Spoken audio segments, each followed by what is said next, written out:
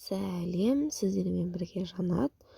Бүгін біз осындай әдемі, жұмсақ, нежно болып шығатын молочная девочка тортын жасаймыз. Видеоның соңына дейін қарап, лайк басып, комментарий жазуды ұмытпаңыздар. Алдымен сгущенкамызды кішкене миксерлеп алып, жарты минуттай үстіне жұмыртқамызды салып, әрі қарай миксерлейміз.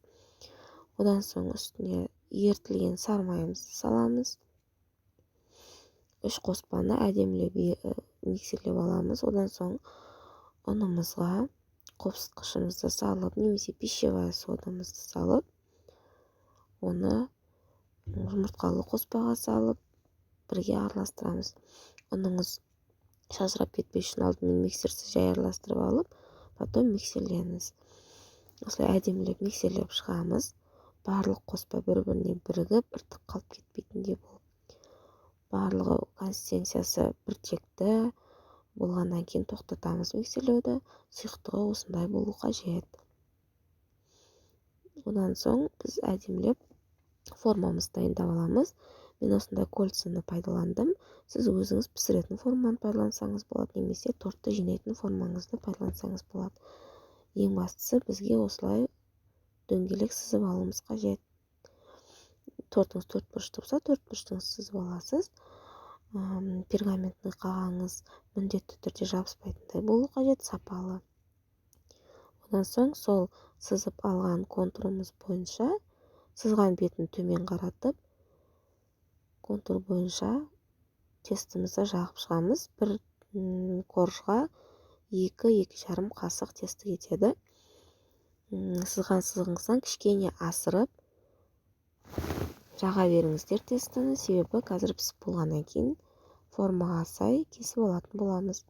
Одан соң табаға салып, одан соң қызып тұрған пешке 180 градуста 4-7 минут аралығында золотистый сарғылтым түске жеткенше пісіріп аламыз. Әркімде әртүрлі уақыт кетеді. Сарғылтым түске жеткенде ала берсеңіз болады. Пешіңізге қарай 4-7 минут аралығында піседі. Осылай барлық коржымызды пісіріп аламыз. Менің 22 сантиметрлік коржға 10 корж шықты 22 сантиметрден. Осылай әдемі болып піседі. Неден қағаздан, пергамент қағазынан өте жеңіл алынады. Бүкіл коржымызды пісіріп болғаннан кейін суытып қоямыз. Суып жатқан кезде біз кремімізді дайындаймыз. Ол үшін салқын холодильниктен алынған кілегейге қант ұнтағын салып миксерлейміз. Әдемілеп миксерлеп, көпіріп бастаған кезде кішкене қоюланып, үстіне сүзбелі ірімшігімізді салып әрі қарай миксерлейміз. Осындай қою состояниеге жеткенге дейін, ағып кетпеу керек. Осылай миксердің қасығында тұрып қалу керек. Осындай әдемі болып шыққан корждарымызды одан соң формаға сай кесіп аламыз. Мен өзім осы форманы пайдаланғандықтан жан-жағынан осылайынан кесіп алдым.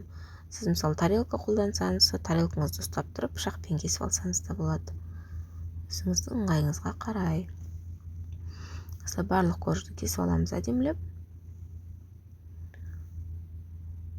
Одан соң дайын болған кремімізді табаға жағып, форманың ішіне қарай саламыз. Сіздер ондай форма болмаса, жай бір-бірінің үстіне жинай берсеңіздер де болады. Мен мінсіз бір текті болу үшін осылай форманың ішіне жинадым.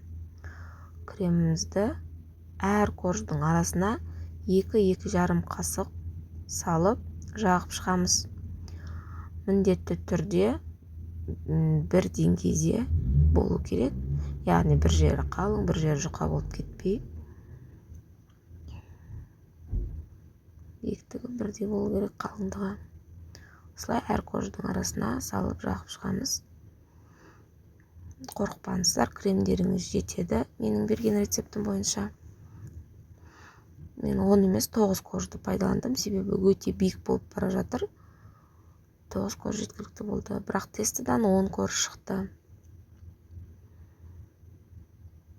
осылай әдемілеп жинап болғаннан кейін тортымызды холодильникке 1 сағатқа қойып қоямыз.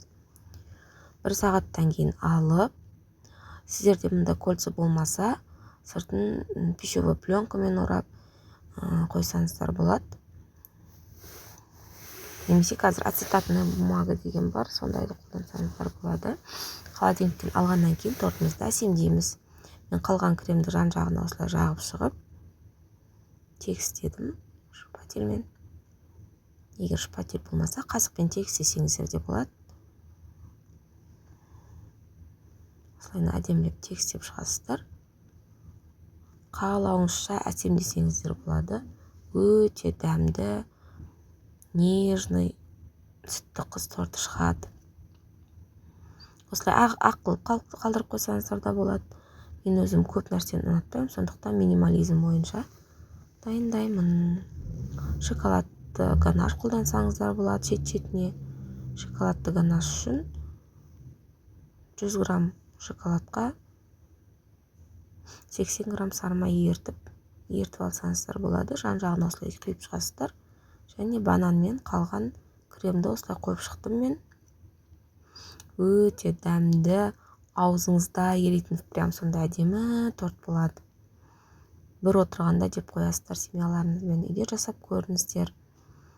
Каналға лайк басып, тіркеліп, комментарий жазуды ұмытпаңыздар.